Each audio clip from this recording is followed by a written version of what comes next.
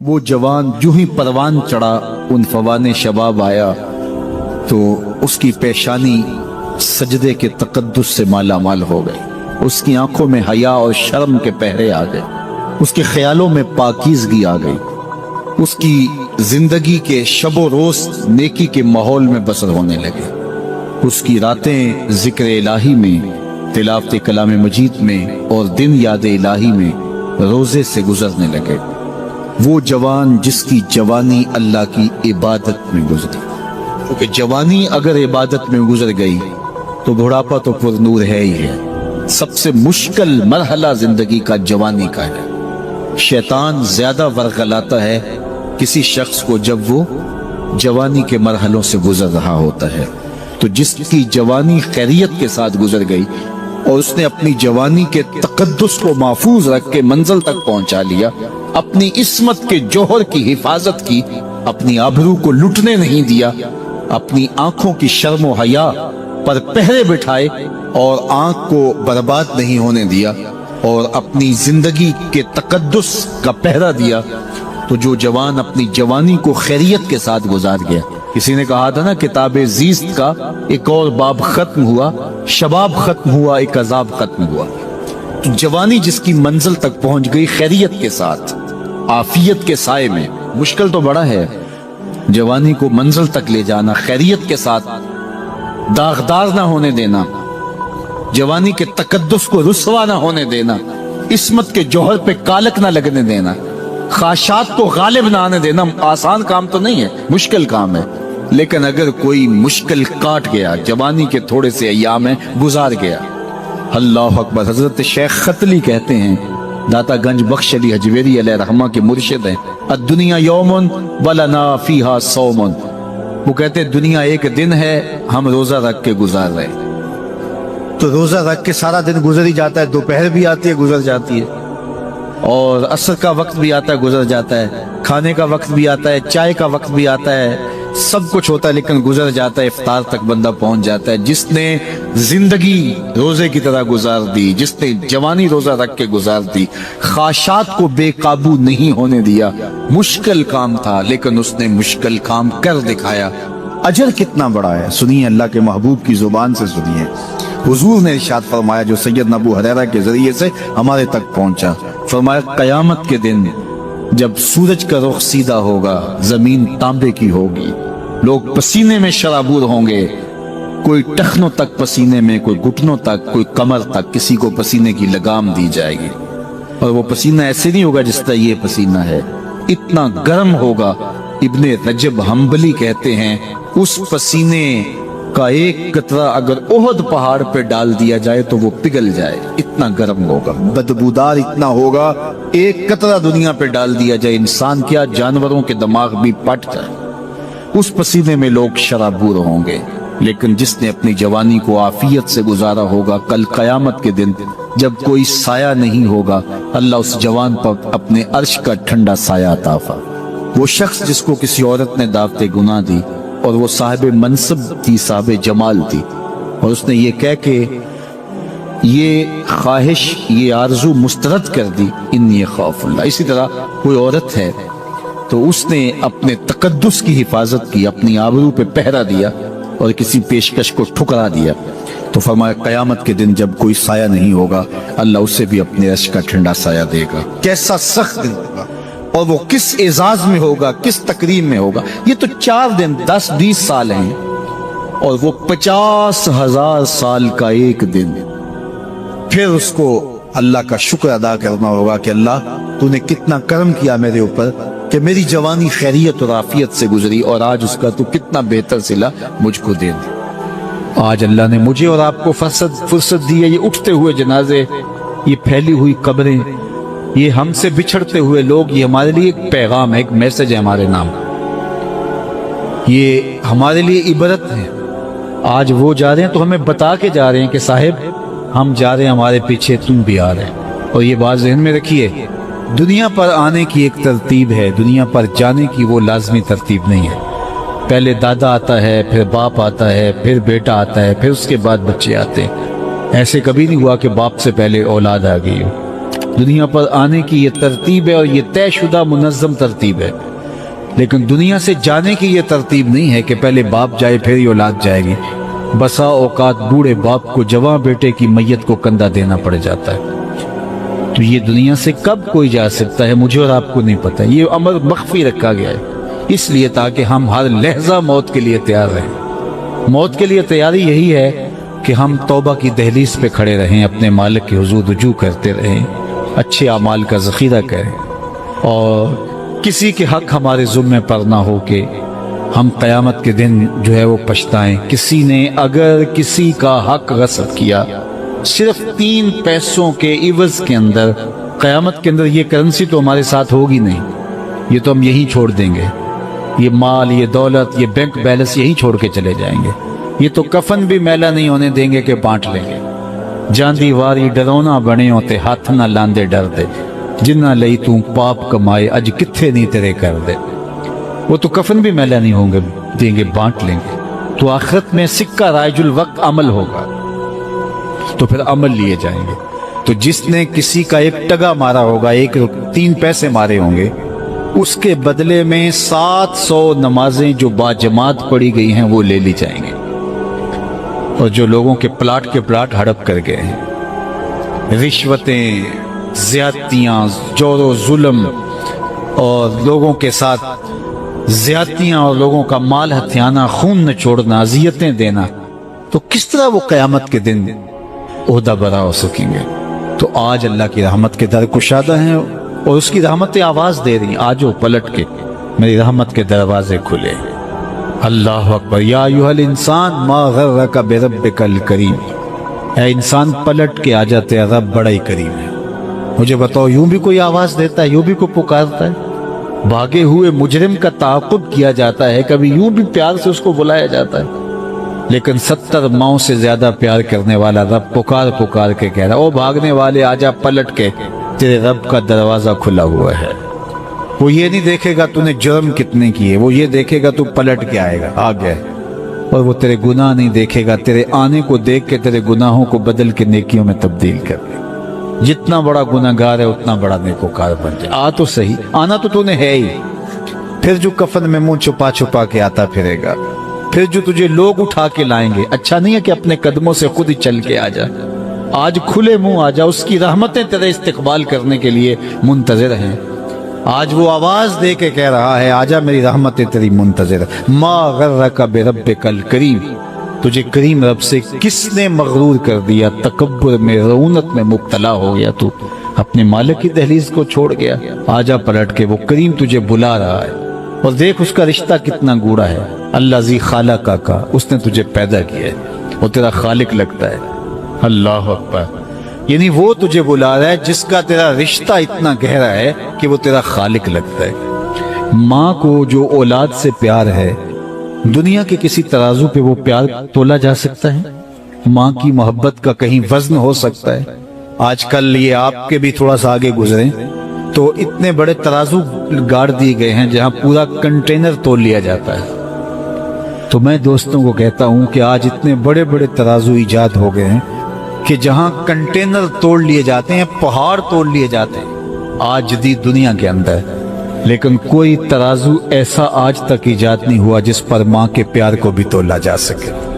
اس کے سینے میں جو تڑپتی ہوئی ممتا رکھی گئی ہے، محبت کا جو جہاں آباد کر دیا گیا، الفتوں کی ایک کائنات ماں کے سینے میں رکھ دی گئی ہے، اس کا نعم البدل کیا بدل بھی موجود نہیں ہے۔ ماں جب بولتی ہے تو اس کے لہجے میں جبریل بولتا ہے، ماں جب مسکراتی ہے تو لگتا ہے جنت کی ساری کلیاں کھل اٹھی۔ وہ سینے میں درد، وہ درک، وہ محبت، وہ کائنات، وہ انوکھا پیار جو اولاد کے لیے رکھتی ہے، یہ اتنا پیار ماں کے سینے میں پیدا کیسے ہوا؟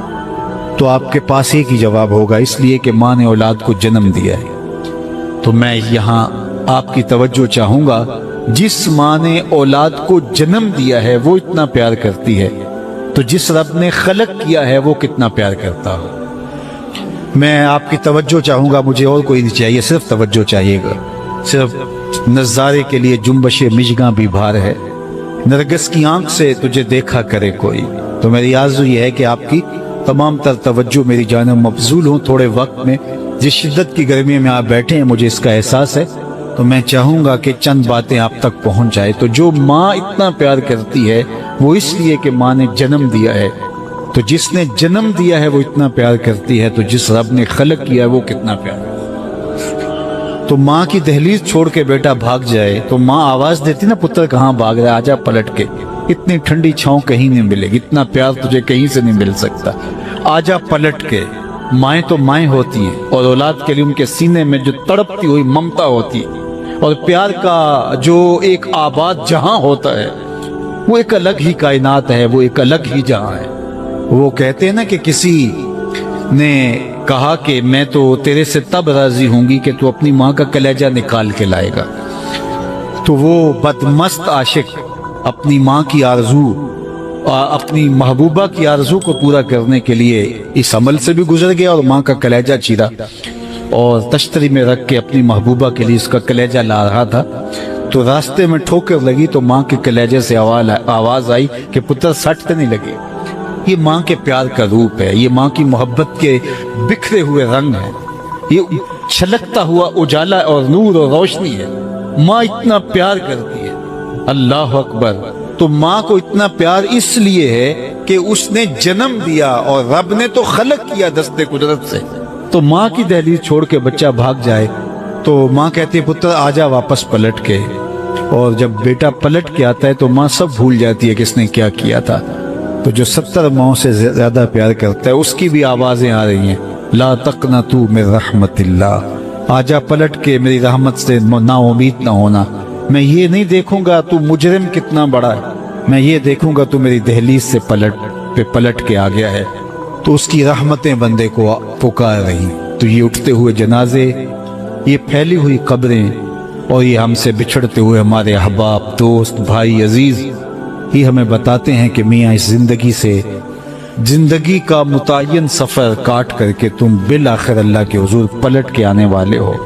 اخروی زندگی کے لیے اچھے اعمال کا ذخیرہ جمع کرو اور اپنی آخرت کی تیاری کرو، چونکہ موت جب آ جاتی ہے تو ایک لمحے کا بھی تقدم و تاخر نہیں ہوتا۔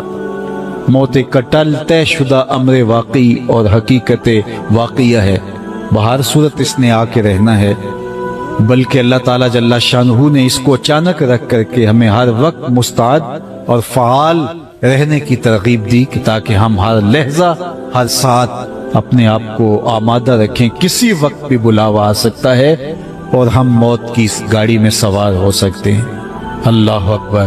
تو آئیے میں اور آپ اللہ کی بارگاہ میں دعا بھی کرتے ہیں اور اپنی زندگی کو بہتر بنانے کی منصوبہ بندی بھی کرتے ہیں۔ جب لوگ ہم سے جدا ہوتے ہیں تو ہمیں عبرت ہوتی ہے کہ ہم بھی جا رہے ہیں۔ حضرت یعقوب علیہ السلام نے حضرت اسرائیل سے عہد لے رکھا تھا کہ میری روح قبض کرنے کے لیے اچانک نہیں آنا، پہلے کوئی قاصد بھیج دینا تاکہ میں موت کی تیاری کر لوں۔ انبیاء تو تیاری ہوتے ہیں، کچھ چیزیں تعلیم امت کے لیے ہوتی۔ تو کہا کہ جی میرا وعدہ رہا۔ تو ایک عرصے کے بعد حضرت اسرائیل حاضر خدمت ہوئے اور کہا کہ حضور میں قبض روح کے لیے آیا ہوں۔ فرمایا تم نے تو وعدہ کیا تھا اچانک نہیں آؤں گا، تم اچانک آ گئے، کوئی قاصد نہیں بھیجا؟ تو کہا حضرت میں نے تو قاصد بھیجے تھے۔ فرمایا میرے پاس تو ایک بھی نہیں آیا۔ عرض کی حضور آپ کے سامنے کتنے لوگوں کی موت واقع ہوئی، یہ میرا قاصد نہیں تھا تو اور کیا تھا؟ آپ کی داڑھی میں سفید بال آ گئے، یہ میرا قاصد نہیں تھا تو اور کیا تھا؟ جب کمر میں خم آنے لگے، جب اعضاء مدمحل ہونے لگے، جب چلتے ہوئے ٹھوکنے لگے، جب زبان میں لکنت آنے لگے، جب یادداشت کھونے لگے، جب بالوں میں چاندی اترنے لگے، جب انسان کے اعضاء جواب دینے لگے، تو سمجھو یہ پیغام موت آ گیا ہے۔ اللہ اکبر۔ حضرت عمر رضی اللہ تعالیٰ عنہ دربار میں بیٹھے تھے تو ایک صاحب آیا اور اس نے کہا کہ یا عمر لا تنسا موتک، عمر اپنی موت کو نہیں بھولنا۔ اور یوں کانپنے لگے حضرت عمر جیسے بیت کی شاخ کانپتی ہے، اور اسے کہا کہ روز آ کے مجھے تذکیر کر جایا کر۔ وہ روز آتا ہے، بڑے دربار میں کھڑا ہو کے کہتا ہے عمر اپنی موت کو نہیں بھولنا۔ ایک دن آیا، آپ نے اس کو کہا میاں آج کے بعد نہیں آنا۔ کوئی اور شخص آنے لگا، فرمایا نہیں۔ تذکیر موت کی ضرورت نہیں رہی، فرمایا نہیں۔ مجھ سے کوئی گستاخی ہوگی، فرمایا نہیں۔ تو پھر مجھے چھٹی کیوں دی جا رہی ہے؟ تو حضرت عمر روئے اور یوں داڑھی پہ ہاتھ رکھا اور ایک بال الگ کر کے کہا یہ دیکھ میری داڑھی میں سفید بال آ گیا، اب یہ مجھے چین سے نہیں بیٹھنے دے گا۔ हमारी तो पूरी दाढ़ी भी सफेद हो जाए ना। मियाँ साहब ने कहा हड्डियां खड़कन, हड्डियां कंबन गोडे खड़कन ते उड़ गया लक तेरा, अजय भी बदियों बाज ना आयो जियो मरद दलेरा, फमा अस्बरहुम अलन नार। अल्लाह कुरान में फरमाता कितना हौसला है लोगों का आग पर, कितनी ढटाई के साथ कह देते हैं ये जहां मिठा गला किसने डिठा। कब्रिस्तानों में जाके देखो किसने देखा है आखिर वाला जहां। हजरत सैयदना गौस आज़म शेख अब्दुल कादिर अल जीलानी अलैहि रहमा व रिदवान फरमाते, जाओ कब्रिस्तानों में जाकर देखो कैसे कैसे हसीनों की मिट्टी खराब हो रही है। जो बदन पे चुटकी मिट्टी नहीं पड़ने देते थे आज उनके कफन भी तार तार हो गए। खैरे कुने फलां व गनीमत शुमार उम्र जां बेशतर के बांग बरायत के फलां नमाज। तूने भी चले जाना है, यहाँ बैठ नहीं रहना। ये उठते हुए जनाजे तुझे इबरत देते हैं, ये फैली हुई कब्रें तुम्हें बताती हैं कि मियाँ तुम भी इसी मिट्टी का रिज्क बनने वाले हो, तुम ही यही चादर ओढ़ के सोने वाले हो। तुम दो लिबास के दो कपड़ों के अंदर, दो सफेद चादरों के अंदर मलबो। कहाँ गई वो पोशाकें, कहाँ गए वो ब्रांड, कहाँ गए वो तुम्हारे कीमती बेड, और कहाँ गए एसी लगे माहौल से आरास्ता कमरे। अमीर है या गरीब है वो 2 गज जमीन, और वही मिट्टी का ओढ़ना, मिट्टी का बिछोना, वही 2 गज कफन, वही कुल कायनात, और वहां जो किए हुए अमल हैं वही सिक्का राइजुल वक्त होगा। तो कबल इससे कि वो वक्त आ जाए और फिर हाथ बले, फलां चीख चीख के कहता था मुझे उसकी बात सुन लेनी चाहिए थी, फलां पुकार पुकार के कहता था उसकी आवाज पे कान धरना चाहिए था, फलां उठता हुआ जनाजा मुझे इबरत दे देता, फलां बंदे ने मुझे ये कहा था उसकी बात पे काश में अमल कर लिया होता। लेकिन उस दिन पछतावे से क्या होगा। आज का पछतावा कल की बेहतरी का जामिन हो सकता है, आज का पछतावा जिंदगी बदल हो सकता है, आज का पछतावा तौबा का सबब और जरिया हो सकता है, आज का पछतावा दिल के मैल उतार सकता है, और कल का पछतावा सवाए हसरत बढ़ाने के, सवाए दुख बढ़ाने के, सवाए तकलीफ में इजाफे के और कुछ नहीं होगा। इसलिए मैं और आप अपनी जिंदगी की मंसूबाबंदी करें। मुझे पता है मैं कहाँ खड़ा हूँ और आपको भी पता है कि हम कहाँ खड़े हैं। आप मुझे अच्छा समझते हैं, ये आपकी मेहरबानी, लेकिन मुझे तो पता है कि अच्छा हूँ या नहीं। मैं आपको अच्छा समझता हूँ, लेकिन आपको तो पता है कि आप कहीं कहाँ खड़े हैं। इसलिए अपने ज़मीर में झांक करके देखिए, अपने मन में उतर करके देखिए, अपना मुहासबा कीजिए, अपने अमाल का तज्जिया कीजिए, जो नेकियां की हैं और जो बुराइयां की हैं उनका अंदाजा कीजिए। जो बुराइयां की हैं वो तो कन्फर्म बुराइयां हैं, और जो नेकियां की हैं जरा देखिए वो नेकियां हैं या रिया के लिए की हैं, दिखलावे के लिए की हैं। नेकियां किसी को दिखलाने के लिए की हैं, किस मकसद के लिए नेकियां की हैं। थोड़ी सी रिया भी शिरक बताई गई है। सारी मेहनत कहीं जाया तो नहीं चली गई। हमारे पास है क्या, हमारे दामन में गुनाह है तो लुथड़े बड़े हम। सवेर से लेकर शाम तक, चुगली गीबत से लेकर बदकारियों तक, निगाहों की बदकारियों से लेकर के सोचों की बदकारियों तक हम कहां कहां पड़े रहते हैं। और दूसरी जानब हमारे पल्ले में नेकियां कितनी हैं हमें सारा पता है। एक तो नामा अमाल कयामत के दिन तोला जाएगा, हम खुद अपने ज़मीर की अदालत में तराजू गाड़ के तोले। हजरत उमर फरमाया करते थे, हासिबू कबल अन तुहासबू, इससे कबल के तुम्हारा हिसाब किया जाए, तुम अपना हिसाब पहले ही खुद कर लो। कभी आप उम्रे पे जाते हैं या बैरून मुल्क सफर करते हैं तो वहां सामान बांध करके पहले तोल रहे होते हैं कि एयरपोर्ट पे परेशानी ना हो। हालांकि एयरपोर्ट पे अगर 2-4 किलो सामान बढ़ भी गया तो कोई बात नहीं, 4 रियाल दे के आप सामान ला सकते हैं। लेकिन इसके बावजूद आप वहां किसी से तराजू मांग के बार बार अपने पीस तोल रहे होते हैं कि जनाब एयरपोर्ट पे जाके परेशानी ना हो। तो इस दुनिया पर भी अमाल तोल लो, कहीं निज़ा के वक्त परेशानी ना हो, का हशर के वक्त जब अमाल तुलने लगे तो वहां परेशानी ना हो। तो ये थोड़ा सा वक्त है, ये जिंदगी मुख्तसर है और हम तेजी के साथ मौत की तरफ बढ़ रहे हैं। हजरत सैयदना अली मुर्तज़ा रज़ियल्लाहु ताला अन्हु फरमाते हैं, ये तुम्हारी सांसें जो हैं ये मौत की तरफ उठते हुए कदम हैं। तुम समझते हो हम बड़े हो रहे हैं, लेकिन हकीकत में तुम छोटे हो रहे हो। क्योंकि गिनती जब उल्टी शुरू हो जाए तो काम जल्दी 0 पर पहुंचता है। कभी आप इशारे पे रुके हों तो 60 से नीचे आ रही हो या 70 से या 120 से, तो काम तो 0 पे आ जाता है। और जब काम 0 पे आ जाता है तो फिर लाल बत्ती जल जाती है। अल्लाह अकबर। तो ये तेजी के साथ जिंदगी गुजर रही है और हम कोई 60 से नीचे आ रहा है, कोई 55 से नीचे आ रहा है, कोई 50 से नीचे आ रहा है। और जब 0 तक आ जाएंगे फिर उससे आगे तो कुछ भी नहीं है।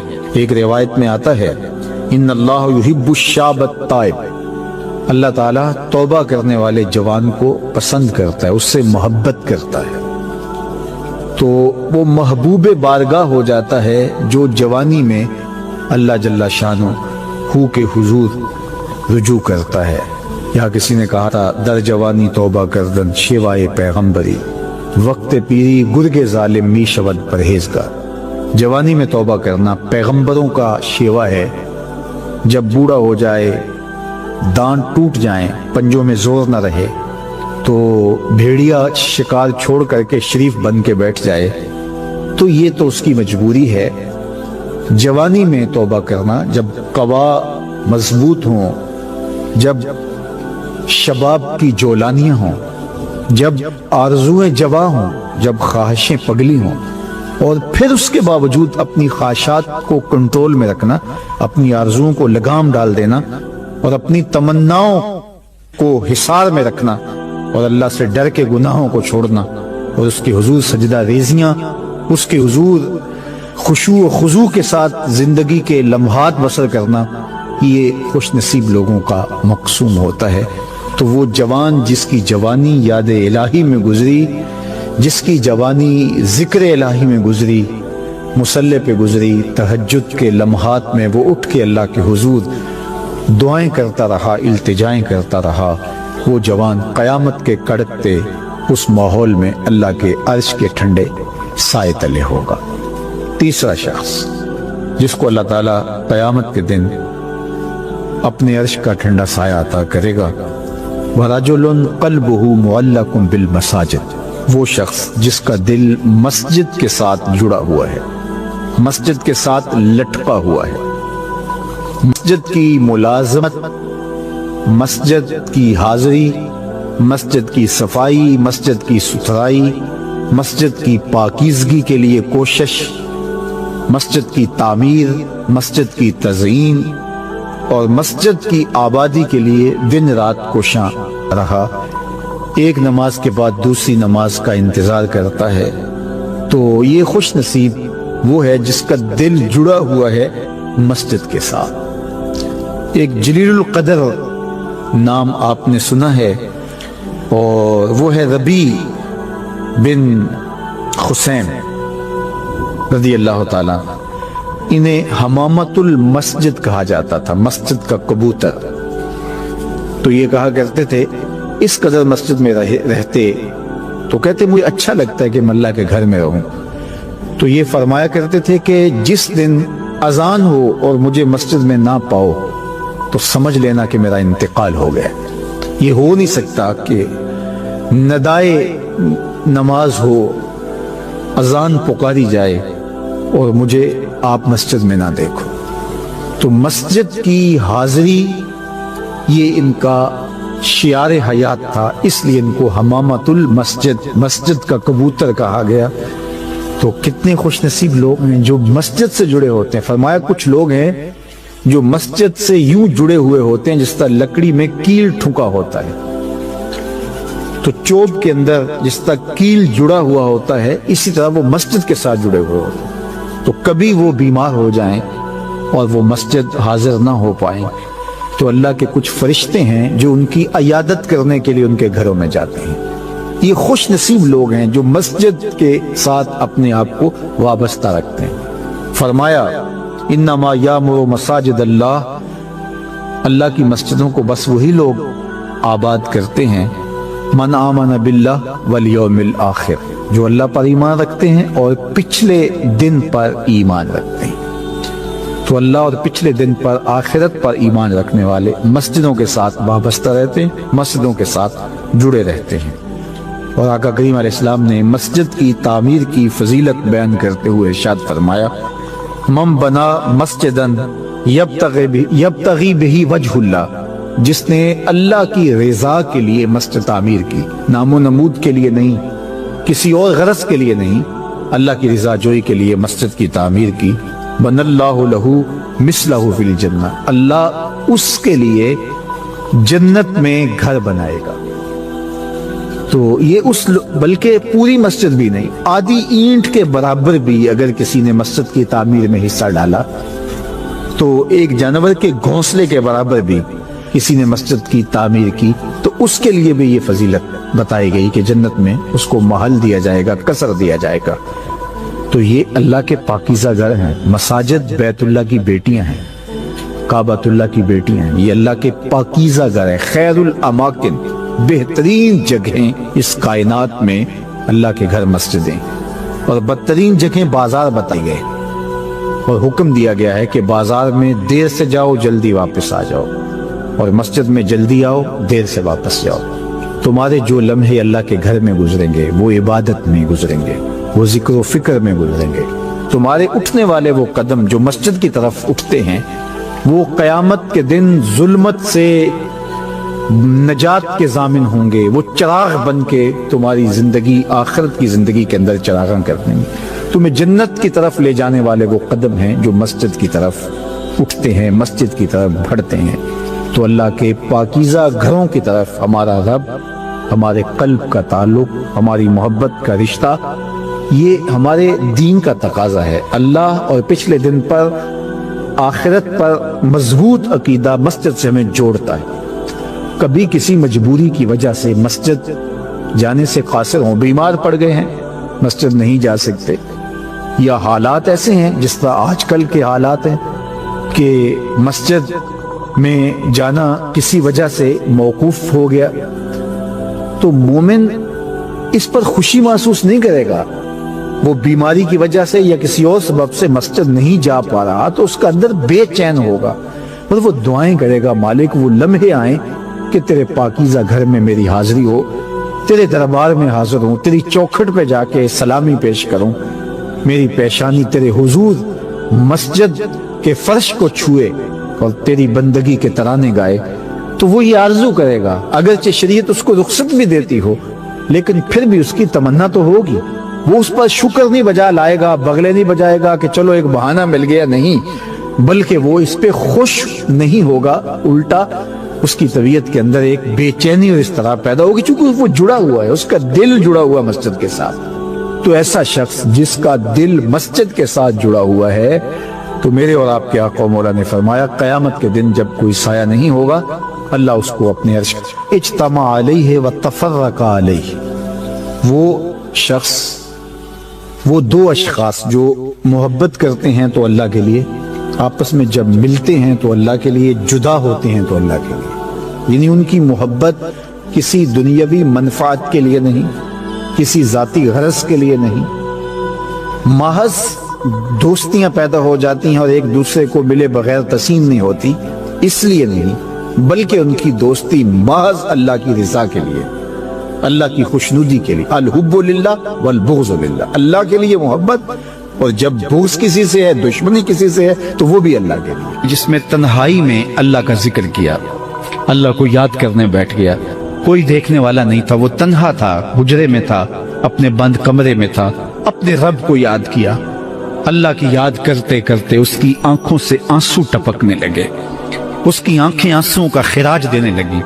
تو میرے اور آپ کے آقا و مولا نے فرمایا کہ یہ آنسو اتنے قیمتی ہیں، ان آنسوؤں کے بدلے میں قیامت کے دن اسے عرش الہی کا سایہ نصیب ہوگا، عرش الہی کا سایہ اسے نصیب ہوگا ان آنسوؤں کے بدلے میں۔ رومی علیہ رحمہ فرماتے ہیں جہاں پانی گرتا ہے وہاں سبزہ اگتا ہے، جہاں آنسو گرتے ہیں وہاں رحمت اترتی ہے۔ تو اس لیے جو اللہ کی یاد میں رونے کا لطف ہے اور اللہ کی یاد میں آنسو بہانے کا اجر اور صلہ رکھا گیا ہے، یہ گناہوں کو دھو ڈالتا ہے، یہ اندر کی صفائی اور ستھرائی کا سبب اور ذریعہ ہے۔ میرے اور آپ کے آقا و مولا نے فرمایا راتوں کی تنہائیوں میں اٹھ کے قرآن پڑھا کرو اور قرآن پڑھتے ہوئے رویا کرو۔ پھر فرمایا فَإِن لَمْ تَبْكُوا فَتَبَاكُوا، اگر رونا نہ آئے تو رونے کی کوشش کیا کرو۔ حضرت داتا گنج بخش علی حجویری سے ایک مرید نے کہا حضرت اگر رونے کی کوشش کریں پھر بھی رونا نہ آئے، فرمایا پھر اپنے مقدر پہ رویا کرو۔ تم اتنے سنگ دل ہو گئے ہو کہ تمہاری آنکھیں آنسوں کا خراج نہیں دیتی۔ جو رونا نہیں جانتا وہ اللہ کی رحمتوں کو اور اللہ کی کرم نوازیوں کو کیسے سمیٹ پائے گا؟ بچہ روتا ہے تو ماں دودھ دیتی ہے، جب بندہ اللہ کے حضور الہاؤ زاری کرتا ہے، عجز کرتا ہے، انکساری کرتا ہے تو اللہ کی رحمتوں کو جوش آتا ہے اور اللہ تعالیٰ کی رحمتیں اس پہ برستی ہیں۔ اور اس کے نہ صرف گناہ معاف ہوتے ہیں بلکہ اللہ تعالیٰ اس کے گناہوں کو بدل کے نیکیوں میں تبدیل کر دیتا ہے۔ ایک فقیر تھا، ملنگ درویش، اللہ کا بندہ، اس کی عادت یہ تھی کہ اپنے ڈیرے پہ آنے والوں کو کھلاتا، ان کو پلاتا، ان کی ضروریات کا خیال رکھتا، لیکن کو مالی آسودگیاں نہیں تھی۔ ہوتا یہ تھا کہ بعض اوقات لوگ آتے تو ادھار لے کر کے وہ لوگوں کو کھلا دیتا۔ خیر، چونکہ فقیر کا مزاج یہ ہوتا ہے کہ لوگ آئیں اس کے ڈیرے سے کھائیں۔ بابا بلے شاہ نے بھی کہا تھا نا، اٹ کھڑک کے دکڑ بجے تتا ہوئے چلا، آن فقیر کھا کھا جاون راضی ہوئے بلا۔ یہ فقیروں کا مزاج ہے، تو جو بھی آتا اس کے ڈیرے سے کھاتا اور وہ ادھار اٹھا اٹھا کے لوگوں کی ضروریات کو پورا کرتے رہتے۔ وقت آخر آ گیا، جن لوگوں نے ادھار دیا تھا وہ سارے تقاضا کرنے آ گئے۔ اب بابا جی کو کیا فکر لاحق ہے کہ یہ میرے مہمان اور میں ان کو کچھ پیش کرنے کی صلاحیت نہیں رکھتا۔ یہ ایک بچہ تھا، وہ کچھ سامان بیچ رہا تھا، پتیسا بیچ رہا تھا یا کوئی اور چیز بیچ رہا تھا۔ اس نے گلی سے گزرتے ہوئے آواز لگائی، خادم کو کہا سے بلا کے لاؤ، کہا تم بیچ رہے ہو تو میرے مہمانوں کو کھلا دو۔ بچہ بڑا خوش ہوا کہ میں سارا دن گلیوں میں گھوم کے یہ پتیسا بیچنا تھا، اب یہ ایک جگہ ہی سارا فروخت ہو گیا تو یہ تو موج لگ گئی، میں جلدی گھر چلا جاؤں گا، میری ماں خوش ہوگی۔ تو سارا ان مہمانوں کو کھلا دیا گیا اور اس کے بعد کہا بابا جی پیسے؟ کہا تم بیٹھ جاؤ، جب ان کو ملیں گے تو تجھے بھی مل جائیں گے۔ وہ بیٹھ گیا، 2 4 10 منٹ بیٹھا تو بچہ تھا پھر کھڑا ہو گیا، بابا جی پیسے؟ کہا جب ان کو ملیں گے تو تجھے بھی مل جائیں گے۔ پھر آدھا گھنٹہ گزرا تو پھر اس نے کہا بابا جی پیسے؟ میری ماں میرا انتظار کر رہی ہے، ہمارے گھر کا چولہا اسی سے جلتا ہے، میں یہ پیسے لے کر جاؤں گا اور میری ماں کوئی ہنڈیا خریدے گی اور ہم شام کا گھر کا کوئی سلسلہ کریں گے۔ کہا بیٹا جب ان کو ملے گا تو تجھے بھی مل جائے گا۔ بچے نے رونا شروع کر دیا، یتیم بچہ تھا، اس کا سارا آسرا یہی تھا، اس نے رونا شروع کر دیا۔ جب بچہ رویا اللہ کی رحمت کو جوش آیا، کوئی مرید نذرانہ لے کے ان بزرگوں کے پاس آ گیا اور اشرفیوں کی بری ہوئی تھیلی پیش کی۔ وہ اتنے پیسے تھے کہ اس بچے کو بھی دیے، جتنے لوگ آئے تھے سب کا قرض چکایا، کہا جاؤ گھروں کو۔ تو سب نے کہا بابا جی ہم صبح سے بیٹھے ہوئے تھے تو یہ نذرانہ دینے والا صبح سے نہیں آیا تو اب کیسے آ گیا؟ کہا صبح سے تمہارے اندر کوئی رونے والا نہیں تھا، ایک رونے والا آیا تو باقیوں کا بھی کام بن گیا۔ بعض اوقات کسی ایک شخص کی وجہ سے باقیوں کی خطائیں بھی معاف ہوتی ہیں۔ آج ہم اجتماعی طور پہ تا حد نظر اندر باہر اوپر نیچے اتنے لوگوں کے ہجوم میں اللہ کی بارگاہ سے یہ توقع رکھتے ہیں کہ مالک اتنے ہجوم میں کوئی ایک تو ہوگا جو تیرا لاڈلا ہوگا، کوئی ایک تو ہوگا جو تیرا بہت قریبی ہوگا، کوئی ایک تو ہوگا جس پہ تیری رحمتیں برسیں گی، تو مالک اس کے صدقے سے ہماری خطائیں بھی معاف کر دے، ہمارے گناہ بھی معاف کر دے۔ کوئی ایک رونے والی آنکھ مل گئی تو باقیوں کا بھی کام بن جائے گا۔ اٹھ فریدا ستیا تے میلہ ویکھن جا، وت کوئی بخشیا مل جاوے تے تو ہی بخشیا جا۔ میرے مالک ہم سب کی خطائیں معاف کر دے، ہم سب سے درگزر فرما اور ہم سب کے باطن کو ستھرائیاں دے دے، ہمارے اندر کو پاکیزگیاں دے دے۔ بہت وقت میں نے اور آپ نے صاحب گزار لیا، تیزی کے ساتھ زندگی بیت رہی ہے۔ میں اگر اپنے آپ کو دیکھوں تو میری زندگی کتنی بہاریں کاٹ چکی ہے۔ اگر آپ اپنے آپ کو دیکھیں، کوئی 60 سال کو 20 سال کو 25 سال، زندگی تیزی کے ساتھ گزر رہی ہے۔ بندہ جب سوچتا ہے کہ میں 40 سال کا ہو گیا ہوں تو آگے میری زندگی اگر 30 سال بھی ہیں تو 30 سال تو کافی ہیں، لیکن وہ پیچھے اگر پلٹ کے دیکھیں تو 40 سال یوں گزر گئے جس طرح چٹکی بجائی جاتی ہے۔ جب چٹکی بجانے کے وقت میں 40 سال گزر گئے محسوس ہوتے ہیں تو جو باقی 30 سال اگر ہوئے بھی وہ تو گمان ہے میرا، وہ تو گمان ہے آپ کا، ہمیں تو ایک سانس کا بھی نہیں پتا۔ پوچھا گیا زندگی اور موت کے بارے میں کیا خیال ہے؟ کہا فجر پڑی ہے، پتہ نہیں ظہر پڑھ سکیں گے یا کہ نہیں۔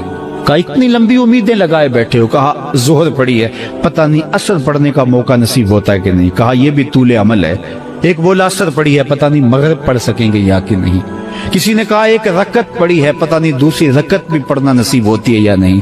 کہا یہ سب تمہارے منہوں کی باتیں ہیں، میں تو کہتا ہوں ایک طرف سلام پھیرا ہے، پتہ نہیں دوسری طرف سلام بھی پھیر سکیں گے یا کہ نہیں۔ کیا موت اتنی قریب نہیں ہے؟ ہم نے اپنی آنکھوں کے سامنے لوگوں کو جدا ہوتے یوں نہیں دیکھا ہے؟ ہم کہتے ہیں اس کی خبر سنا رہے ہو موت کی، یہ تو میں نے ابھی سبزی والی دکان پہ دیکھا تھا.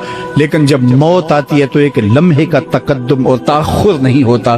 تو صاحب آئیے اپنی زندگی کو اللہ اور اس کے رسول کی راہوں پہ ڈالے. آج وقت ہے، آج موقع ہے، آج توبہ کا دروازہ کھلا ہے. کل سب کچھ نہیں ہوگا. آج اس کی رحمتیں آواز دے رہی ہیں. آج وقت ہے، وقت پر کافی ہے ایک قطرہ بھی آب خوش ہنگام کا.